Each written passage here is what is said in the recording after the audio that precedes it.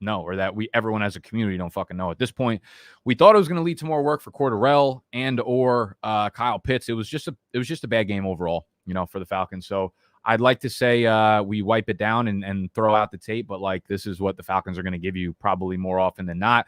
You continue to fire Kyle Pitts up though as a high-end tight end one. Same thing with Cordarrelle Patterson. Still have absolutely no faith in Mike Davis, but I guess next week's going to be a big bye week. I believe there are like 4 or 5 teams on bye, and a lot of them are with good players. So you got Tampa Bay on a bye. We'll get some more, I guess, bye weeks later on into the video. But obviously you're holding on to Cordarrelle, Kyle Pitts.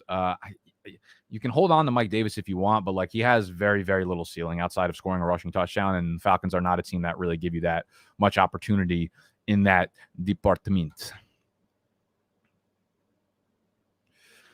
Dolphins, Buffalo. Takeaways here.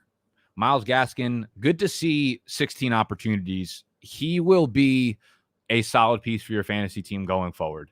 You're not going to get much out of the Buffalo Bills, and that's something that we pretty much knew going into this game, so it's not like a surprise that Myles Gaskin ended up with like 55 total yards. But the 16 overall touches, or 16 overall opportunities, 15 overall touches were certainly good to see from the backfield. So you continue to play him as a flex play. To a horrible game. But again, Buffalo Bills. Vontae Parker made his return. This has been basically the storyline of the Miami Dolphins receiving group as it pertains to fantasy for the last 2 years straight.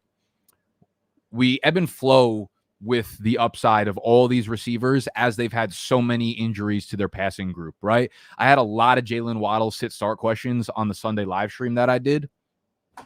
And a lot of my answers were that if, Devontae Parker and these guys were coming back, then I'm way less optimistic about Waddle, because a lot of these players who we feel like are talented, and we've seen glimpses like Mike Gesicki and Waddle and Parker at times when those guys were out and he was the only one in, whoever's like the lone guy there gets the alpha volume, right? But as soon as they all come into play, it's impossible to tell who's going to get what. So I think going forward, if Parker's on the field, Waddle's on the field, Gesicki's on the field, Gaskin is on the field, Will Fuller's still not practicing, so I think he's still a little bit away from actually being on the field. But if all of these guys are on the field together, like you take their ceiling way down, or at least like their consistency or your comfortability starting them, right? So you can't throw Jalen Waddle into your lineup as anything more than like a desperate flex play right now with Parker there and Gesicki there. Gesicki, you still put in your lineup just because no one at tight end does fucking anything in this league. And he will on a consistent basis, but y'all get my point. Like the ceiling games are not going to be there if everyone is in the mix. All right. Buffalo side of things, Josh Allen does his thing. Cole Beasley once again tops the charts, 13 targets, 10 catches, 110 yards. They get, I believe, Jacksonville next week and then maybe the Jets after that. So you're going to get some games out of players on this team that you're definitely going to want to hold on to. One of those guys, probably Zach Moss. The backfield itself is like not valuable whatsoever. But this is a game where, they got off to a slow start, ended up putting up 16 in the fourth quarter. So they did reach away from Miami. But in a normal game script like this, when they get up big, again, like someone in the backfield is going to end up benefiting from it. And it's usually going to be Zach Moss. Zach Moss had 7 fucking targets. And I don't know off the top of my head, his career in terms of the passing volume, but I would guess that's a career high for Zach Moss. Same number of targets as Stephon Diggs. So the cornerbacks played well for Miami in this game, which led to him not really being able to throw outside to his alphas and Diggs and Davis and Emmanuel Sanders, which was absolute fucking dud. I told hella people to start Emmanuel Sanders. I had Emmanuel Sanders in a few of my lineups, so I would apologize to y'all for that. But like, how the fuck am I supposed to know Emmanuel Sanders is going to catch 0 balls in a game against the 1-7 Miami Dolphins? I would still put Sanders into my lineup next week. I would still put Cole Beasley into my lineup next week. Zach Moss will be a flex play next week against, again, I think it is Jacksonville, if not the New York Jets. But 2 good matchups in a row where you're seeing a lot of volume from him. Devin Singletary is not startable whatsoever. He's not even ownable at this point. I would not have him on any of my rosters. Diggs, I guess you can kind of start looking at him as more of a low-end wide receiver 1 going forward. He's just not getting the type of volume that he got last year. They did just miss connecting on like a 50-yard touchdown down the field, so you could be looking at a much, much bigger, 2-touchdown, 100-yard game from Diggs. So it's not anything I'm really, really worried about when it comes to Mr. Diglett over there. But yeah, fire up Beasley, Sanders, Diggs next week again. 49ers Bears. Now, this was a fun game because Jimmy G is so fucking bad, but ended up with a 30 burger. I was trying to decide in the E-Town Get Down. I have Dalvin Cook. Snacks dropped Alexander Madison this week, and I didn't pick him up any of the days. We have a fab budget that processes every morning. On Sunday, it opens up for a free-for-all, though. And I was like, I got to get Madison, but who do I drop? It was between Zach Moss and Jimmy G. Now, I have Tom Brady and Carson Wentz as my two quarterbacks in Superflex, but Brady's on a bye next week. So I'm like, I got to have another quarterback. I have Tyrod Taylor, and I have Deshaun Watson also on my bench, but I have zero confidence that Tyrod Taylor is back this week, and very little confidence that Deshaun Watson actually gets traded. I'm not going to be able to use him next week regardless, because even if he does get traded, I doubt he's like playing a full complement of snaps of playing at all, because he's got to learn a whole new playbook. So I'm like, okay, I guess I can't cut Jimmy G, though I want to keep Zach Moss because Gibson's on a bye next week. I have a bunch of players on a bye next week, TJ Hawkinson. So I got to fill my flex spots, and Godwin too. What do I do here? I ended up dropping Zach Moss, even though he does have that fruity fucking schedule coming up. Kept Jimmy G. I look on my bench, 0 touchdowns for Jimmy G. Ends up with 30 points. It seems like the NFL doesn't need Derrick Henry when we have Jimmy G on the fucking goal line, right? That's all the excitement we need because he gets in twice from the goal line. And he's just not a good quarterback, man. Like, he's just not a good fucking quarterback. I wish they went to Trey Lance, but if they win, they're not going to do it. Deebo Samuel literally carried Jimmy G. He put him on a fucking rope, put him on the back of his truck, and carried him down the field. 9 targets, another 170. I feel like Deebo and Cooper Kupp are both going to be like breaking records this year. They're both going to end up with like 1,800 receiving yards, one of the best wide receiver seasons of all time. And they're not going to be in the conversation whatsoever for like some of the better receivers of all time. You know what I mean? Like a guy like Calvin Johnson does it, or a guy like Randy Moss, or like Julio Jones, or, you know, DeAndre Hopkins puts up 1,700, 1,800, 1,900 yards in a season. And you're like, this is one of the greatest wide receiver seasons of all time. They're one of the greatest wide receivers of all time. Cooper Kupp and Deebo Samuel do this shit, and no one's blinking a fucking eye putting them in the greatest conversations of all time type shit, all right? But Deebo's going to keep doing it, bro. Deebo's going to keep doing it. He continues to be the top targeted guy. Brandon Ayuk gets 7 targets, but I dropped his ass in the E-Town Get Down League. That is a 10-team league. On the flip side, I also dropped Allen Robinson in a 10-team league. Felt good doing fucking both of it. Neither of these guys are usable whatsoever. Shouldn't be rostering them whatsoever. Yeah, so fuck both them. But Deebo, keep firing up. Elijah Mitchell, I told a lot of guys to start him, thankfully. It seemed like it was going to be a tough matchup against the Bears, but they were without Khalil Mack, so you have to feel pretty fucking good about Elijah Mitchell going forward. 18 carries. Still not involved in the passing side of things, but, man, he is good on the fucking ground. 18 for 137 and a tugger, long of 39 yards, 7.6 yards per carry. JaMychal Hasty was the only other running back to get touches there. 3 carries for 4 yards. Trey Sermon, obviously not on your teams. Jeff Wilson, if you're holding him for an IR spot, you could probably drop his ass. This is the Elijah Mitchell show going forward. For the Bears, huge game out of Justin Fields finally, because he goes for 103 yards on the ground, scores, looks okay in the passing side of things, fumbles twice, doesn't lose either of them. So Justin Fields, I think he had like 27 fantasy points or some shit. So feel a little bit better about him because Matt Nagy's in the COVID fucking protocol. They finally use him to run the ball and put him into situations where he can scramble out wide and whatever. So feel a little bit good about Justin Fields, but like I wouldn't be surprised if he goes back to scoring 11 points next week in fantasy. Khalil Herbert, the other thing here. So Damian Williams gets banged up, leaves the game, doesn't return. I believe Khalil Herbert got banged up as well in this one. I don't know how serious it was. Actually, let's just open up Twitter and see if we have any news on the Khalil Herbert injury. I'm just going to do this through my phone. Otherwise, it's going to get ugly.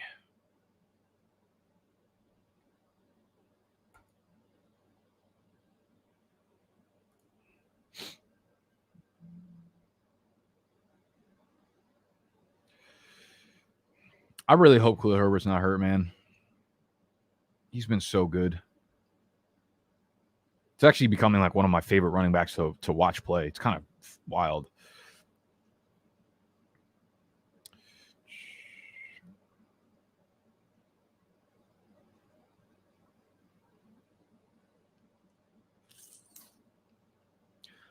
Khalil Herbert suffered a knee to head and is being checked for a concussion. Okay, so at worst, we'll be good to go. Back in, is back on the sideline. All right, so it doesn't look like anything crazy there. Maybe he ends up in the concussion protocol, but I don't believe that is the case right now. And 50-50 chance for him to return if he does end up in the concussion protocol. Khalil Herbert is really, really, really. They found something special in Khalil Herbert, man, in this late round pick. I think he's been too good for them not to use him in a pretty decent capacity when David Montgomery returns. It does not seem like David Montgomery is going to return for a couple weeks. I think they have their bye week. I think they have a match in their bye week, and then maybe he comes back. But at this point, there's no sense in rushing David Montgomery back when Khalil Herbert is giving you exactly what David Montgomery gave you, probably plus some. So you're holding on to Khalil Herbert for sure. I might send Animal an offer of Jimmy G for Khalil Herbert right now. He owns David Montgomery. He's got Khalil Herbert. But his quarterbacks, he just traded Baker for Jameis Winston. So Jameis Winston's obviously out for the year with a torn ACL. And then his bench quarterbacks are like Sam Darnold and Jared Goff. So maybe I could pull it off, telling him that like Khalil Herbert only has like one more week left in him. Otherwise, there's really nobody else to own on this Chicago team. Like, I guess you could take Darnell Mooney over Allen Robinson, but, you know, Darnell Mooney's going to go 3 for fucking 32 next week.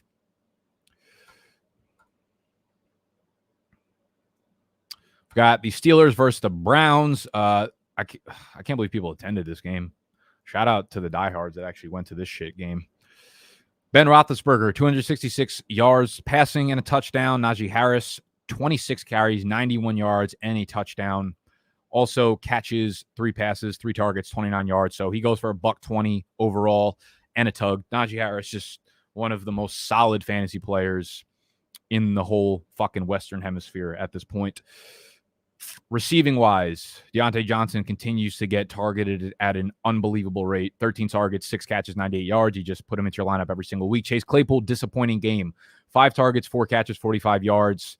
Man, I wish we saw something more out of him, but it seems like all the targets are just going to Deontay Johnson and dump offs. And Pat Freiermuth, man, he seems like one of the top waiver wire pickups at the tight end position this week. 7 targets, 4 catches, 44 yards, and a tugger. Eric Ebron was out for this game, so Pat Freiermuth kind of stepped in as the alpha there at the tight end position, even though he has been overtaking Ebron in almost every production category and all this shit. So Pat Freiermuth is someone definitely that should be rostered in tight end premium leagues. I think we talked about it last week as well. So it was a good streaming option, and he continues to go like 4 for 45, I feel like, every single game. Sometimes he scores a touchdown, sometimes he does not, but he gets heavily near the red zone. So that's kind of all you can ask for, is for your tight end to hopefully grab a little tugger action there, and he did so. So not much here. I'm holding on to Chase Claypool. I still think he's a top 30 wide receiver going forward rest of season. I think he will still have those big-ass games. We saw it a few weeks ago. They're just not clicking right now. So I'll hold on to him, and I'll still continue to roll him out in my flex because I want to catch those big games when they happen, and the way to not catch those is benching him after his shitty games, all right? That's what happens. Chase Claypool, I think you continue to fire him up next week if they are not on a bye, which I believe they already had their bye, so they won't be. No. On the flip side of things, Baker's obviously still ailing from that shoulder. Nick Chubb had his first game bite, 16 carries, 61 yards, catches 1 ball for 8 yards. Dearness Johnson is playing that Kareem Hunt role for the most part.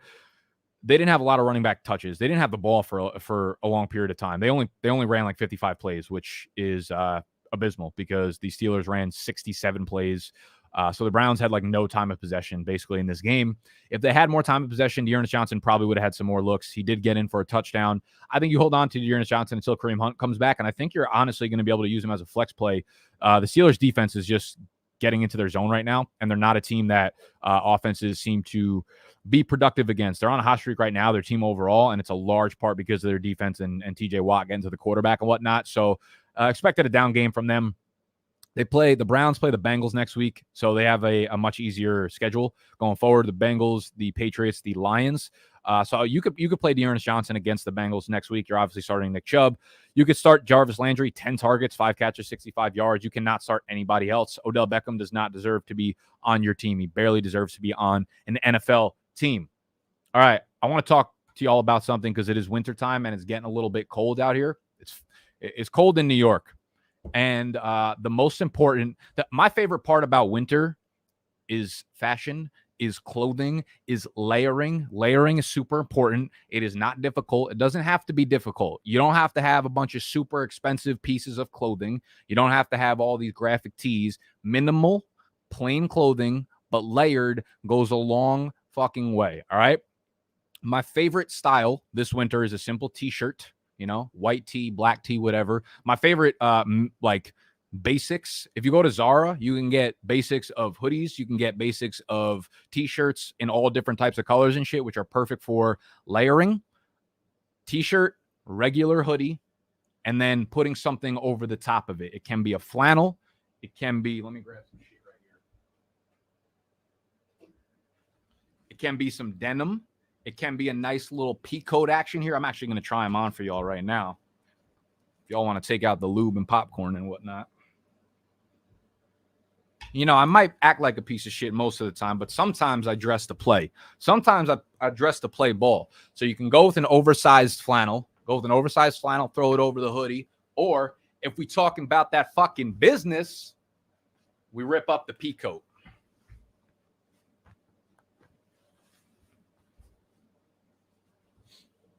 One piece of advice when investing in winter jackets, if you want to look nice and you want to look presentable and you want to look slim, size down when it comes to bomber jackets, when it comes to peacoats, when it comes to suits, anything nice, high fashion, size down. All right. It looks way fucking better. You don't want to be walking around in baggy clothing and shit. So we've got the peacoat for the players. And then we've got the denim jacket. So these are the basics I would get. I would get some basic tees. I would get some basic hoodies. And I would get some basic type jackets. I would say a bomber jacket is needed. A peacoat is needed. And then certainly a denim jacket, whether it is blue or black. I got like fucking 17 of them.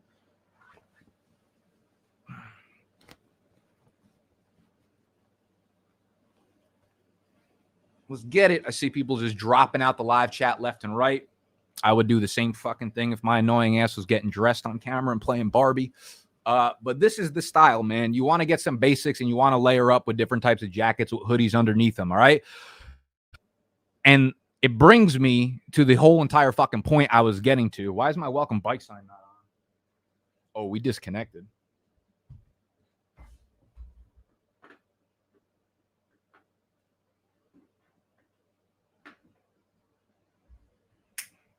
Welcome, bike. We on the air.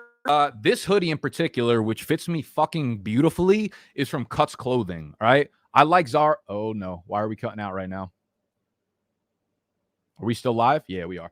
I love Zara for basics. Cuts Clothing has wonderful fucking basics for like everyday life, whether you need hoodies or t-shirts or athletic clothing or just to go to fucking work. They've got it all. Cuts Clothing is wonderful. It is super comfortable. And it's very flexible, right? You want to get layers on layers on layers, and you can go to cutsclothing.com, and when you use the promo code BIGDOGS, BIGDOGS, you're going to get 15% off your order, all right? So if y'all are like, I don't know what to wear in winter, and you're just wearing lazy-ass sweatpants and jackets that don't fit you, this is how you upgrade the apparel. You layer on layer on layer, but you need basics in order to layer, all right? And we're actually going to go check out their website for a second. They've got the fall 2020 rocking. So you've got these t-shirts. They've got the Henleys, which are pretty sexy as well. You can double up, go Henley under a flannel, I think is a good look as well. Get weird with your style. But they got all the basics, man, if you need anything. We got the hoodies. They got the t-shirts. They got bottoms. They got motherfucking collections. We're out here collecting Pokemon cards. We're out here collecting Cuts Clothing. All right? Use promo code BIGDOGS, BIGDOGS. That'll get you 15% off plus free shipping. Upgrade your style game. All right, players? Link will also be right in the description for that. Let's move over to the Eagles and the Lions. This was just the most pathetic game of all time. The Eagles win 44-6. Jalen Hurts was bad. Jalen Hurts was what we would call not good. All right? I have a very big vocabulary, and that's the two words I landed on because you don't need to get specific with it. You don't need to get high risk with the vocab when it comes to Jalen Hurts. Just know that he wasn't fucking good, and I don't know what they're going to do with him, but they came away with a dub. The NFC East is a shit show, so who knows how long they're going to continue to believe in Jalen Hurts. I can't imagine Gardner Minshew is much of an upgrade. I feel like they're probably about similar in passing game, but Hurts gives you the rushing side of things. So you continue to throw Jalen Hurts out there as a fantasy quarterback, because obviously you see 7 for 71 on the ground. He'll always have that floor for you. The big news here, this is probably one of the bigger storylines of the entire week, and that would be Boston Scott being the guy in the Eagles' backfield. So you'll see the box score, and you'll see Boston Scott 12 for 60, Jordan Howard 12 for 57, Kenneth Gainwell 13 for 27. And Kenneth Gainwell actually leads the team in carries, but he did not really play at all until complete garbage time. It was all Boston Scott, and it was all Jordan Howard in the beginning. They combined for 4 fucking touchdowns between the two of those former, Scott and Howard. Boston Scott was the starter. Boston Scott was working with the starters. Boston Scott was heavily involved in the beginning of the game. No one was involved in the pass catching portion of things. Boston Scott got 1 target, but I guess that monopolized every single running back target for the Eagles, which is kind of fucking pathetic, but that's how it went. So Boston Scott seems to be one of the top waiver wire pickups at the running back position this week. Jordan Howard's going to continue to get involved in this offense. I don't think he takes all the goal line work. I do think he takes some of it, and it becomes a coin flip between Scott and Howard on the goal line, because we've seen, like, historically, last year, this year, Boston Scott has always been a guy that they like the goal line, even when Miles Sanders was healthy. Jordan Howard, a guy that we've seen play on the Eagles, right? Just activated. We've seen them like him on the goal line with Miles Sanders healthy. So I think this is, Miles Sanders is fucked rest of the season. We'll put it that way. Like, he ain't getting another fucking goal line carry going forward. Boston Scott is a guy who's going to leave this backfield right now. And he's always been a pretty shifty player. He's always been a pretty good NFL player, like a good role player that you'd want on your team if you're a fan of a fucking certain NFL team. So Boston Scott becomes one of the priority pickups on the waiver wire this week, and you could probably play him immediately as soon as Miles Sanders is I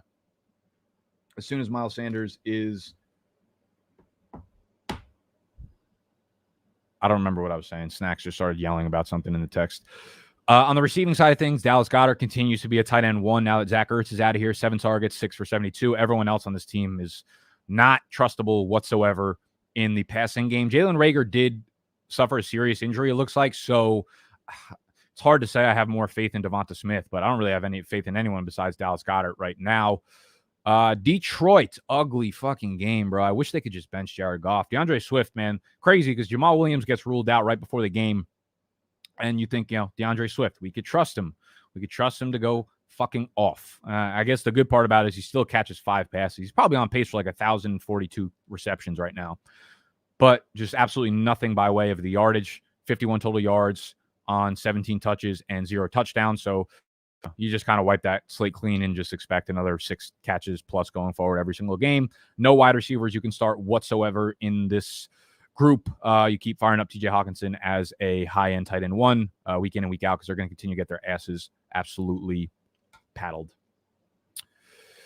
Titans Colts. All right, so this is probably the moment y'all have been waiting for, and that is, what the fuck do we do with the Titans backfield? So Derrick Henry breaks a part of his foot. He breaks like a toe. And the reports are this: 6 to 10 weeks.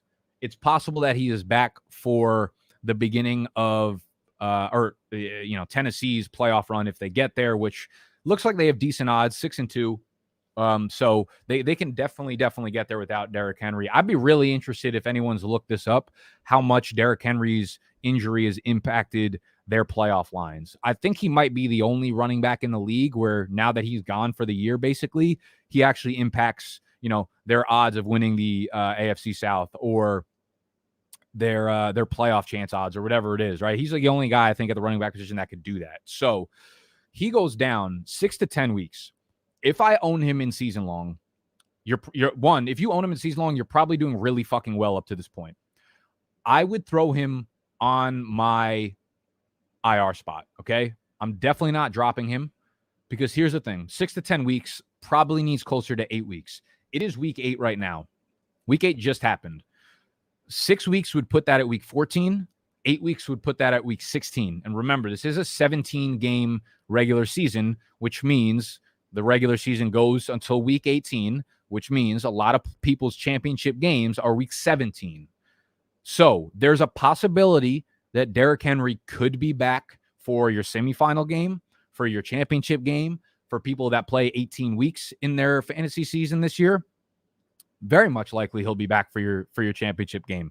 His production level at that point, I have no fucking idea. This might be he might be at 75% health by that point, even though they're playing him. So with Derrick Henry, I'm holding on to him and I'm putting him on my IR spot because you're probably in a really good spot at this point in the season if you own Derrick Henry, and you'll probably make the playoffs. So, and he might be back for that. So holding on to Derrick Henry. What happens behind him? All right, well, we know they just signed Adrian Peterson, which makes things really difficult. This is probably going to be a committee going forward between what I would say AP and Jeremy McNichols. Darrington Evans was on the IR, came off for a game, then is hurt again. I don't actually remember what the fuck it was, if it was a concussion or if it was something that they put him back on the IR for, but I'm not expecting him to make an impact. What could happen, the NFL trade deadline is next week. Tomorrow. So in the next 24 hours, I believe it's 4 p.m. tomorrow. I think there's two ways that the Titans can go. There's three ways. With number one, they could do absolutely nothing in the trade deadline. Two, they could look for a running back, right? They could look to trade for a Marlon Mack. They could look to trade for someone like, we could talk about Melvin Gordon, right? Like Denver just traded Von Miller to the Rams, obviously. So, everyone's going to be like, well, they're in the trade market. That means that doesn't yes, every team is in the fucking trade market. Do they want to trade Melvin Gordon is the question. It has nothing to do with Von Miller. Melvin Gordon's been so involved in that offense that I would be surprised if they moved him. But that does open up the possibility of a guy like Melvin Gordon going there, right? Like he could put up, actually, I was gonna say some dumb shit. Like he could put up 70% of the production that Derrick Henry can. Like, no, the fuck he cannot. But still being a lead back in this offense, that's a good offense and gets a ton of goal line opportunities, would be useful. So we'll have to see how that plays out. Right now, my favorite pickup, I would prefer AP to Jeremy McNichols. McNichols did not get a carry in this game. Derrick Henry hurt the foot, was on the sideline, came back in. So maybe that's why they just thought Derrick Henry was okay. So they're not giving McNichols any work. He did catch 3 passes, 3 targets, 3 passes, 33 yards. He's probably going to be the passing down back. What the Titans have shown is when Derrick Henry's on the field, they do use a committee, and it seems to be an early down guy and a pass catching guy. Okay. When Derrick Henry's on the field, they only use an early down guy because they just hand it off to Derrick Henry every single time. They don't need someone to catch passes out of the backfield. So I would prefer Adrian Peterson. I think he becomes the early down back.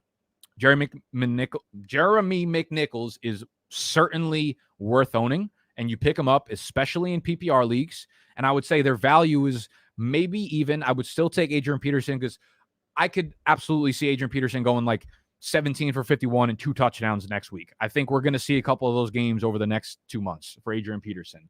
He is a veteran. He's trustworthy. We've seen this 5 fucking years in a row. A team signs him and he's used immediately, right? There's no learning gap. They're just like, here's the ball, fucking run it up the middle, run it really hard, just like Derrick Henry did. So AP becomes probably the number 1 waiver wire pickup this week, in my opinion.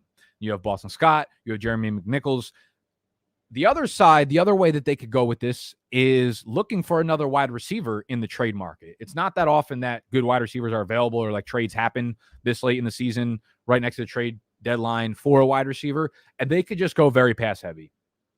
Their offense has always been successful using play action off Derrick Henry to pass the ball, and that's why Ryan Tannehill has been efficient for Tennessee up to this point in his career. Without a doubt, obviously they have to go a lot more pass heavy going forward. Huge news for A.J. Brown, who went absolutely fucking nuts this week. You start him every single week as a wide receiver 1. Hopefully Julio Jones comes back. I'm not banking on him, and that's the problem, is what happens behind Julio Jones. This is why they might need someone in the trade deadline. This is why they might need to trade for someone. But no one else really catches that many passes, which is why I think the running backs might be heavily involved in the passing side of things, which is, why both guys are worth rostering. Both guys are probably flex-worthy players, right? Because Adrian Peterson will get the goal line carries. McNichols, we might see games where McNichols gets, I believe we saw a couple of games when Derrick Henry left early in the year at one point where like Evans and or McNichols both saw, 5 to 7 targets in a game. So we could absolutely see games like that.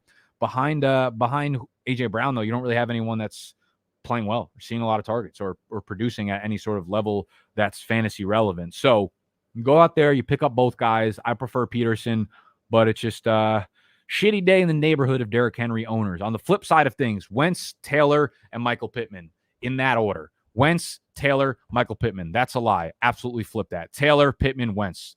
All playing very studly games right now, all right? Wentz was a guy that been continuously getting higher and higher and higher on because their offensive line gets more and more healthy. I'm going to be honest, man. Everyone's complaining about Jonathan Taylor not getting enough work. I mean, he's getting 20 opportunities a game. And he's very talented, of course. But, like, the way that football Twitter works is, like, stop running the ball. Every time you pass the ball, it's plus EPA, it's plus EV. Every time you run the ball, it's minus EV. Pass the ball, pass the ball, pass the ball. And then as soon as a team fucking passes the ball, you're like, we need this running back to get more touches. What the fuck is Frank Reich doing? It's just fucking everybody being hypocritical and going against everything they say every 2 seconds. All right? Carson Wentz throwing the ball 51 times. I fucking love it. I love it. They're letting him air it out, and he's looked good throwing the ball deep, man. He's connecting on 50-yard plays, 40-yard plays, 30-yard plays, like left and right. And Michael Pittman has looked fantastic down the field. 15 targets in this one. 10 catches, 86 yards, 2 touchdowns. I hope y'all traded for him when I put him as a buy low target 2 weeks ago because he is absolutely every bit of the alpha that we are hoping for. Easy top 15 wide receiver going forward. He is just everything for Carson Wentz. Everything. Jonathan Taylor looks amazing. 122 yards from scrimmage and a tugger. Yeah, do I think they could give him 22 carries a game? Probably. All right. I'm not going to sit here and be like he should get fewer fucking touches. He should get more touches for sure.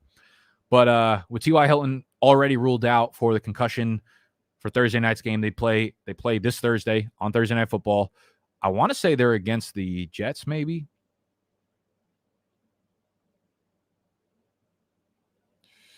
See what the schedule looks like. Yep, they play against the Jets. Let me pull up the NFL schedule grid on this side of things.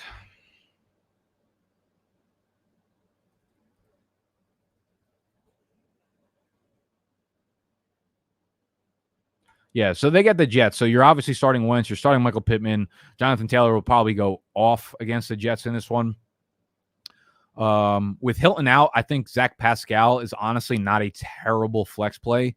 He just has games where he scores the touchdowns, and whenever he's like the wide receiver 2, he gets a really solid target share. 8 targets in this one, and he's probably good for like a 4 for 50 game. And if he scores a touchdown, he's gonna be all right for your fantasy team. Obviously, super desperate, but like you could do worse. Cowboys Vikings. Cooper Rush. Shout out Cooper Rush. 325 passing yards, 2 touchdowns, 8.1 yards per attempt. Zeke had a pretty shit game, 16 for 50 on the ground, 4 for 23. But Cooper Rush was slinging it, man. We had Amari Cooper go 8 for 122 and a touchdown on 13 targets. We had CeeDee Lamb 6 for 112 on 8 targets. Cedric Wilson 3 for 3, 84 yards and a tugger. Good shit all around. I'm glad that they rested Dak because that calf injury usually takes 3+ weeks to heal. But now he should be pretty good to go.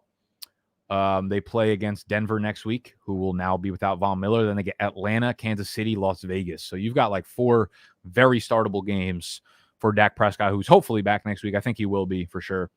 So, you continue to fire up Lamb, Cooper. Down game for Dalton Schultz, unfortunately, but he did still see 7 targets. So you just wipe that off and continue to put him in as a tight end 1. Minnesota, Kirk Cousins, not a good game. Not a good game by anyone on this offense except for Adam Thielen. 6 catches, 78 yards, touchdown. I mean, he's going to have those games. Justin Jefferson, really disappointing day. 4 targets, 2 catches, 21 yards. Tyler Conklin, 7 targets, 5 catches, 57 yards, which was a good game. I think you can, he's one of those guys that like he'll have games like this and he'll have terrible games next week. So you just kind of, if you're desperate at tight end, you could throw him in as like the tight end 12 to 15 in that ranking area, but don't expect too much. So don't bank on him. Dalvin Cook, 18 carries, 78 yards. We're not seeing the ceiling games out of Dalvin Cook, really, man. It's kind of really disappointing. But we've got some good matchups ahead. At Baltimore is tough. They are much better against the run than they are against the pass. But after that, they get the Chargers, who are terrible against the run. You get Green Bay, you get San Francisco. So better days ahead, hopefully, for Dalvin Cook. But the ceiling games are just not there, unfortunately. But we're not really about to complain about Dalvin Cook. So we have the Buccaneers versus the Saints. And can I just start off by saying that the Jameis Winston dancing video in the locker room was the best piece of content I might have ever seen? Without a doubt, the best piece of content in 2021. I put out videos every single day, and that was without a doubt better than any single video I've ever put out. Like everything about it, the video angle, the lights flashing, him being on the crutches, it was like a horror movie meets the Thriller video meets like the sickest fucking underground Brooklyn rave during COVID video. Like it was just every part of it was just unbelievably awesome. But he tears his ACL. And that's not very awesome because now we have this predicament at quarterback. Is it Trevor Siemian or is it Taysom Hill? Taysom Hill has not yet returned from his concussion. That's not good because it's typically what happens with a concussion is you either clear that within the first week, right? You have five steps to go through and it's 50-50 typically for a player to clear and be back the next week. And if you don't clear right away, that means you're obviously still dealing with symptoms. And those symptoms, it's a coin flip for how long they'll last.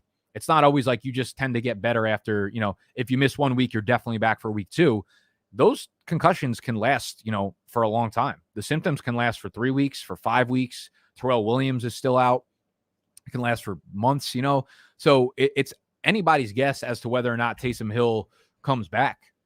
He is absolutely a priority pickup, though, on waiver wires this week because as bad as Taysom Hill is at throwing the ball downfield, he's really good at fantasy, okay?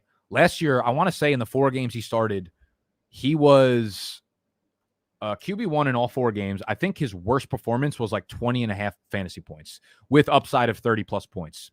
So if Taysom Hill is back, I'm assuming he'll be their starter for sure over Trevor Siemian, who is basically like if you took Drew Brees and if you took 40-year-old Drew Brees and only let him throw his left hand, that's like the stats that you get from Trevor Siemian.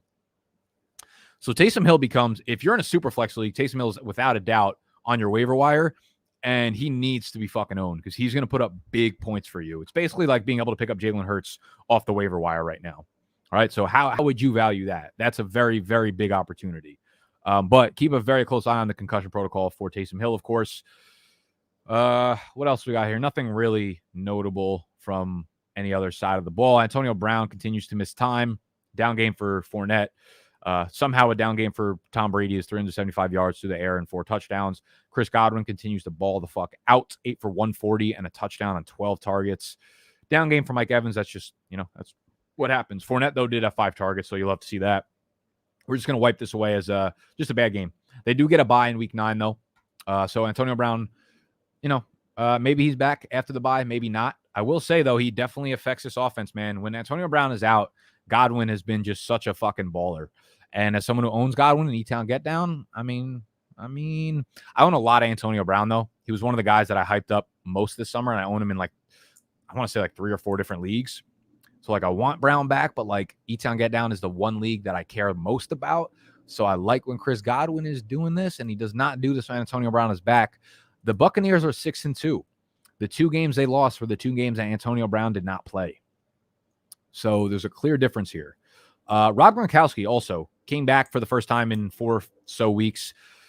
Saw 1 target, tweaked his back. So I don't know. Keep an eye on Rob Gronkowski because he might be hurt as well. He's obviously dealt with a lot of back injuries over the last few years. The bike is not bike for Rob Gronkowski, okay? So they do get a bye. So they get to rest a lot of their players. Coming out of the bye, they get Washington, the Giants, the Colts, Atlanta. Then they get 2 tough games, Buffalo, New Orleans. But for the fantasy playoffs, you get Carolina and the New York Jets in week 17. So depending on what happens with these injuries, we're looking at some big games coming from their team. I just kind of want to write this one off. The Saints defense looked really good. Masterful game plan by Sean Payton here. We have Washington versus the Broncos. I guess the biggest takeaway here is just Antonio Gibson continues to fucking stink so fucking bad. Throw this man on the side of the fucking street on a Tuesday or a Thursday morning, please, because he just belongs in the garbage. I don't even think he's playable at this point.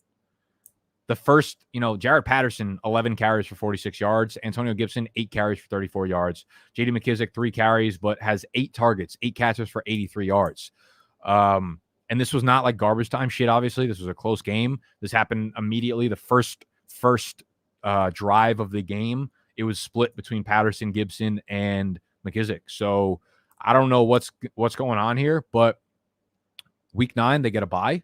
Week 10, you play against probably the toughest run defense in Tampa Bay. So Gibson is like kind of unusable for the next 2 weeks. Then they play Carolina, who's a good run defense as well. Hopefully, I mean, I almost hope they just don't play him against Tampa Bay or Carolina. And then you get him for Seattle, Vegas, Dallas, Philly for the stretch run. But right now, Gibson's borderline unstartable for you, which is fucking brutal. So I guess Jared Patterson deserves to be picked up, but like, I don't think you're going to see any upside from him as long as they keep making Gibson active.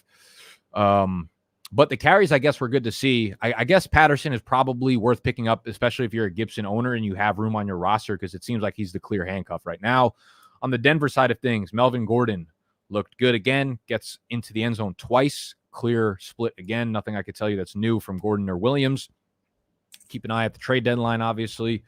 Patrick, Sutton, Judy. Judy's first game bite from the high ankle sprain. He was not really used in 12 personnel sets. And tough to say what's going on there because, you know, do they go more 12 personnel because Judy's banged up or it's his first game back, or do they go 12 personnel because Albert O is back and it's a nice little tandem of Albert O and Noah Fant?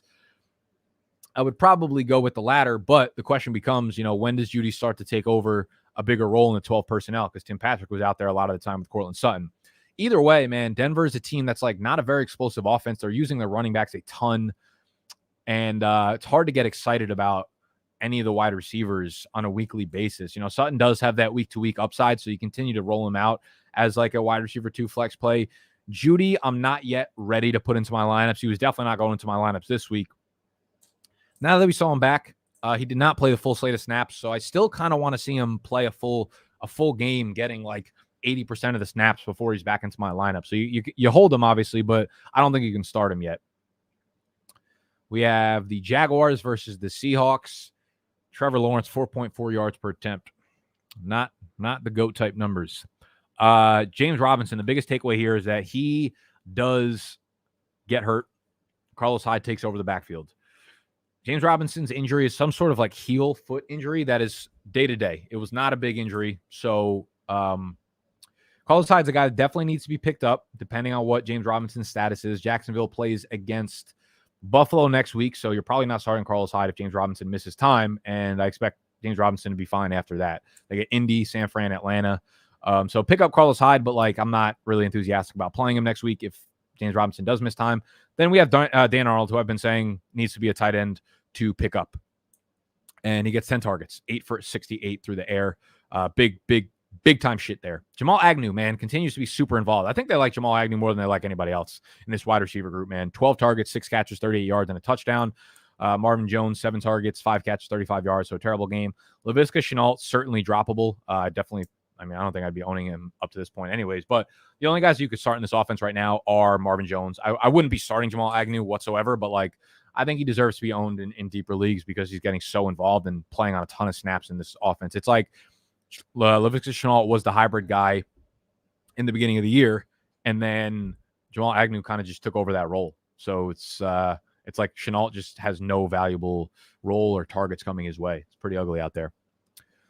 On the Seattle side of things, Alex Collins continues to dominate in the running back group. Rashad Penny gets 7 carries, 7 yards. He looks terrible. He's probably redroppable if you picked him back up. I would own Alex Collins. Chris Carson might be done for the year, so that's not encouraging. So Alex Collins is like a flex play that will get 10 to 15 touches a game, depending on. It kind of sucks because they had a good game script, but Collins just did not really capitalize on it. So it's kind of a committee, but Collins leads the committee in a kind of a shitty offense. Tyler Lockett goes off because, of course, he does after having terrible games. I'm pretty sure I told everybody to sit Tyler Lockett, and he goes 12 for 142. So basically just like fuck off from everybody, Tyler Lockett.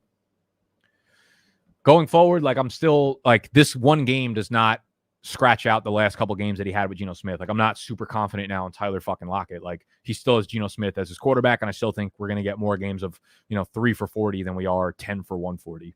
So he's more of a low-end wide receiver 3 still going forward for me. Patriots Chargers. On the Patriots side of things, nothing that we can really take away from this game other than Damian Harris still very good at football. That's it. Yeah. Jacoby Myers, 9 targets, still super disappointing.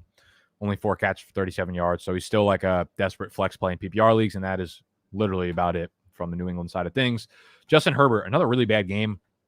Came out and said that New England Patriots defense, they basically expected one thing and saw another thing. I think they expected, like, I don't know, some kind of coverage, and they went with something completely different, which is, the Patriots style of shit when it comes to defense. So, like, Herbert, it feels like he needs, like, a simplified defense in order to really excel right now. He looks so good, and then he played Baltimore and New England, and those were just not easy defenses to really play against, and they're difficult defenses, and they disguise things well, and that might be the problem. But they get Philly, Minnesota. So you start them against Philly, Minnesota, I guess you do too. And then Pittsburgh, man, that game could be a very, very disappointing game for the Chargers going forward. The other big takeaway here is, for me, Mike Williams, 5 targets, 2 catches, 19 yards.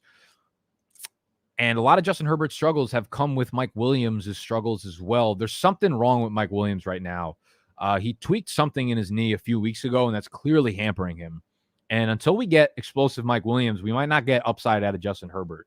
So, although they're not saying he's injured, something's off with Mike Williams, and I think we downgrade him pretty significantly until we see the big game out of Mike Williams, or at least we see him running all the snaps and getting targets downfield, because he's not getting them really right now. Otherwise, Austin Eckler, who kind of banged up his hip, apparently missed some practice time this week, but I think we're understanding how the Chargers do things. Like, Austin Eckler just didn't feel right. All the reports throughout the rest of the week, though, were that he was feeling fine and that he was going to be good to go on Sunday, and that was the case. And, he shouldn't have been worried. He gets 17 touches, 10 targets in the receiving side of things, so Eckler continues to be a high-end RB1. Bengals, Jets. Somehow, this was like the most ridiculous shit I've ever seen. The Jets win this game with Mike White at quarterback. Mike White led, barring Monday Night Football, led the NFL this week in passing yards with 405 yards. He also had the single lowest average depth of target with 4.2. The single lowest ADOT. If you told me at the end of the week Mike White had the lowest ADOT of any quarterback this week, and you didn't tell me any statistics, I would have said the Cincinnati Bengals defense, their fantasy defense, scored like 45 points. But lo and behold, he throws for 405 yards, 3 touchdowns. It was because this is actually what I talked about last week, too. I was like, a lot of times the backup quarterbacks tend to play within their bounds and just dump off and dump off and dump off and dump off. And holy fuck. Michael Carter, 14 targets. Ty Johnson, 6 targets.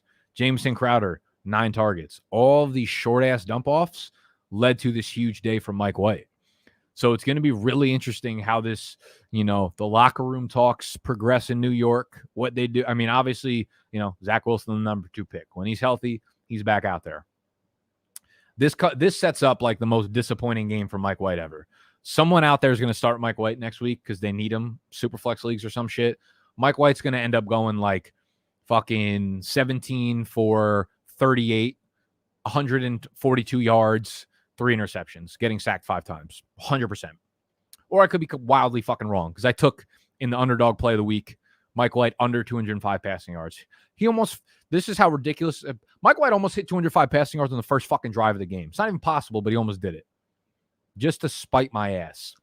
But the biggest takeaway here is obviously Michael Carter. 15 carries, 77 yards, and a touchdown.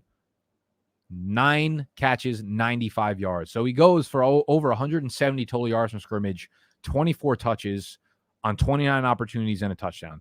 As long as Mike White is under center, Michael Carter is an obvious start because he's going to continue to get an unbelievable amount of dump-offs. Indy's defense, they do have a lot of fast players on their defense. So it's going to be interesting to see, maybe they let these guys get the short dump-offs and then try to use their speed to tackle them quickly. So this could be another game where it's, Michael Carter, Ty Johnson dump-offs again. And I expect that to continue to be the case. So Michael Carter, like rock solid RB2 in PPR leagues. I think you still obviously start him in half PPR. And Ty Johnson even. So, man, they use him a lot, especially in the passing game. 5 for 71 and a touchdown in the passing game. So he's a flex play as well.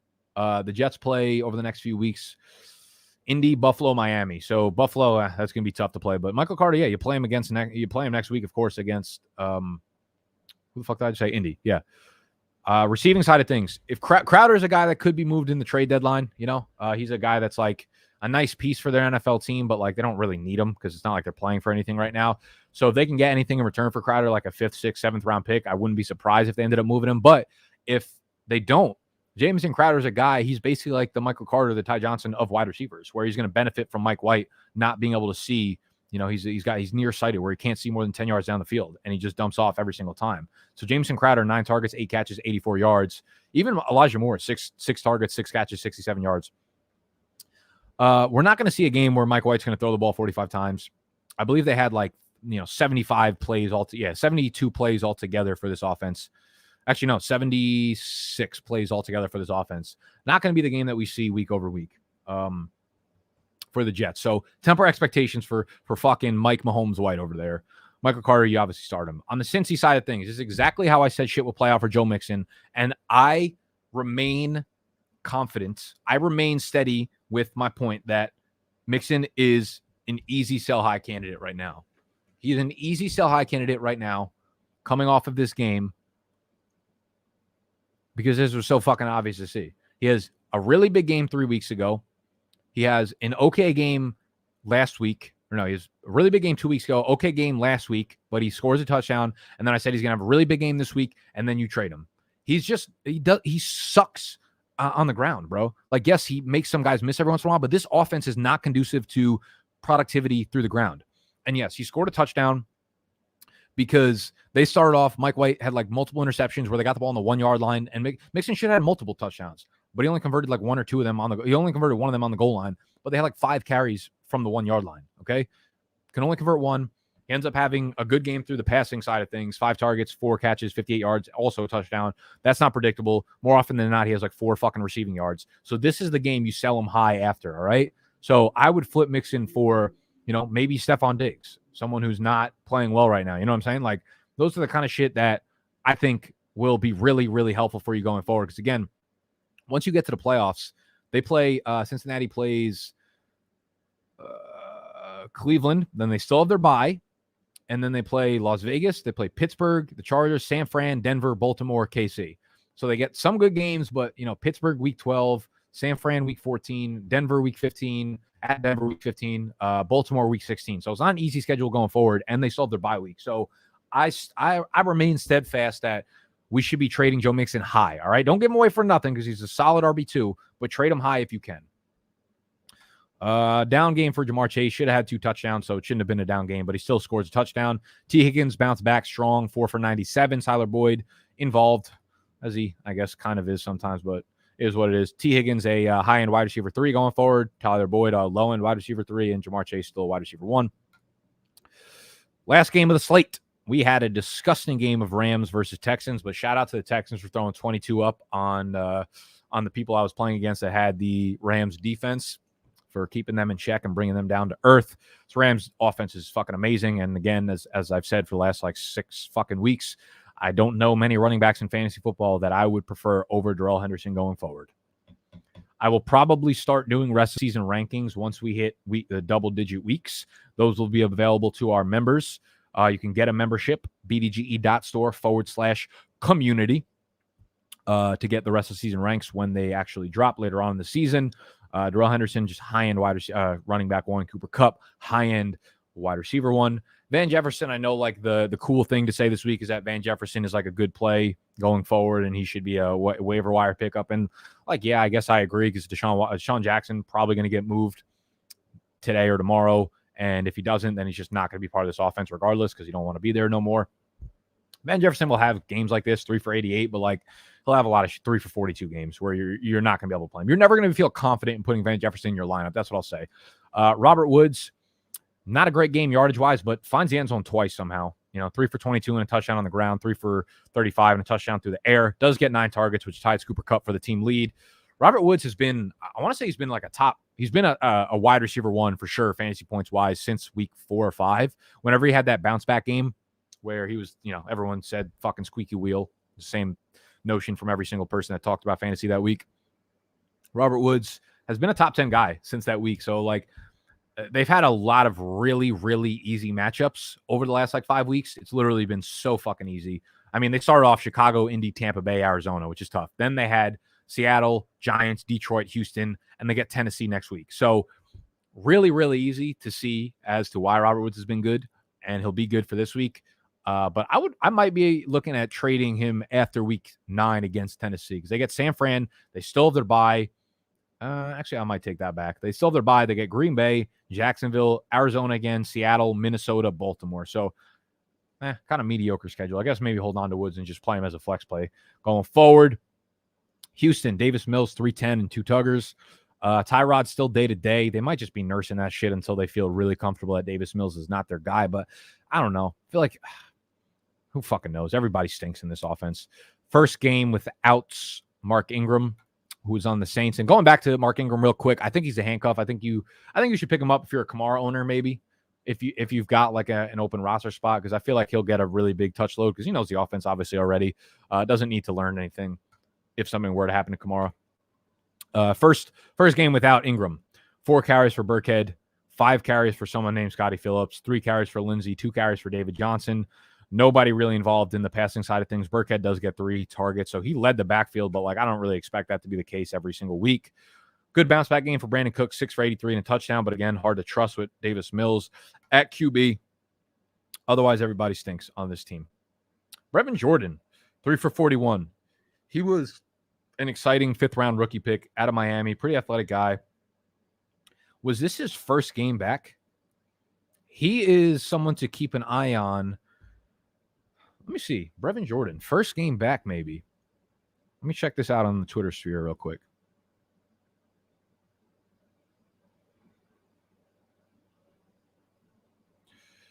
Brevin Jordan. He might be someone to keep an eye on.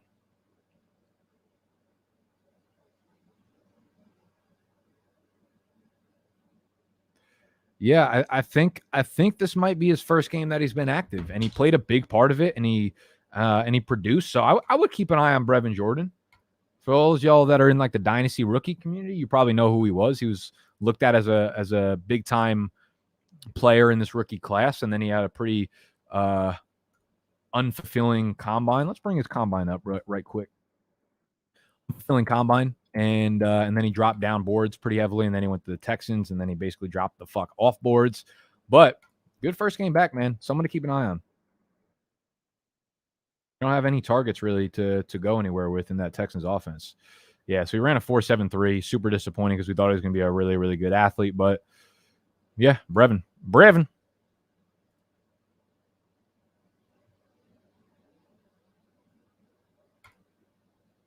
All right, y'all. That pretty much wraps up the game-by-game recap for y'all.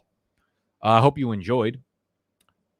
If you want to support the brand, you could do that by hitting the thumbs up button. Obviously, you can do that by subscribing to thy channel if you're new and turning the notification bell on so you know when we go live, because we do a lot of live streams throughout the winter. And speaking of winter, y'all, the best way to up your fashion game is to get a bunch of minimals. All right. You need to layer up. We need t-shirts, we need hoodies, and we need jackets. All right. Go check out Cuts Clothing. CutsClothing.com. The link will be the first link in the description, and you're getting 15% off your order if you use the promo code Big Dogs. 15% off plus free shipping. Cuts Clothing. They got the beautiful hoodies. They got minimal t-shirts on there. They got Henleys. They got fucking, I wish they had Hennessy on there. They got bottoms and all that kind of shit. All right. So check out Cuts Clothing if you want to support the brand. Promo code Big Dogs. I love y'all. I'm out until tomorrow's waiver wire video. Peace.